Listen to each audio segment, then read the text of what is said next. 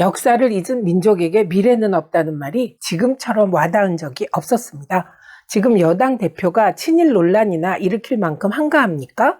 한국은행이 또다시 빅스텝 결정을 내렸고 고금리 부담이 국민 생활에 어떤 타격을 줄지 불보듯이 뻔한 상황에서 집권 여당의 행보를 보면 한숨만 나옵니다.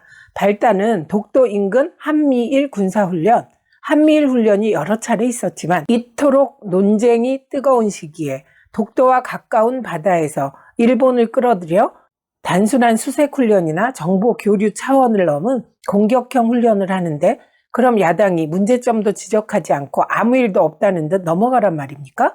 윤석열 정부의 언론 탄압으로 위축된 언론은 후환이 두려워 비판을 자제하고 있는 데다가 친일 보수 언론이 일부러 쉬쉬하는 사이 독도 근해 한미일 군사훈련의 위험성이 충분히 알려지지 못했습니다. 이때 이재명 대표가 나선 거죠. 친일 국방이라 꼬집었고 우길기가 한반도에 펄럭이게 될지도 모른다고 경고했죠. 국힘이 난리 생난리를 칩니다. 어김없이 색깔론이 등장했죠. 이재명 대표를 김정은 수석 대변인이라는 돈 없는 비난까지. 불쑥 정진석 위원장이 참전해 논란에 기름을 붓습니다. 조선이 일본 침략 때문에 망한 게 아니라 내부가 썩어 문드러져서 망했고 일본은 국운을 걸고 청나라와 러시아를 무력으로 제압했고 조선 왕조를 집어삼켰다. 이야, 이건 전형적인 식민사관이죠. 아무리 정의원이 화를 내고 변명을 해도 소용이 없을 겁니다. 지나가는 중학생에게 물어보세요. 정 위원장 게시글 중 문제된 부분을 읽어보게 하고 이게 어느 나라 사람이 쓴 글 같냐고.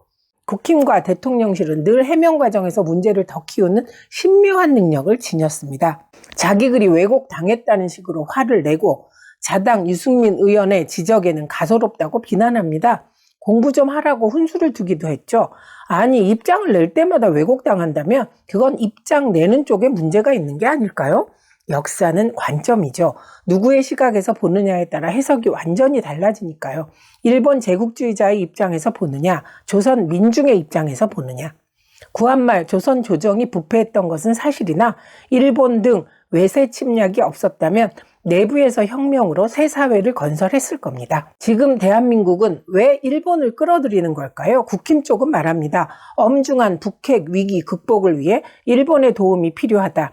일본의 잠수함 감지 능력이 뛰어나다. 멀리 있는 미국보다 가까운 나라 일본과 협력하는 게 뭐가 나쁘냐? 언제까지 과거사에 얽매여 일본과 척지고 지낼 거냐? 거꾸로 묻습니다.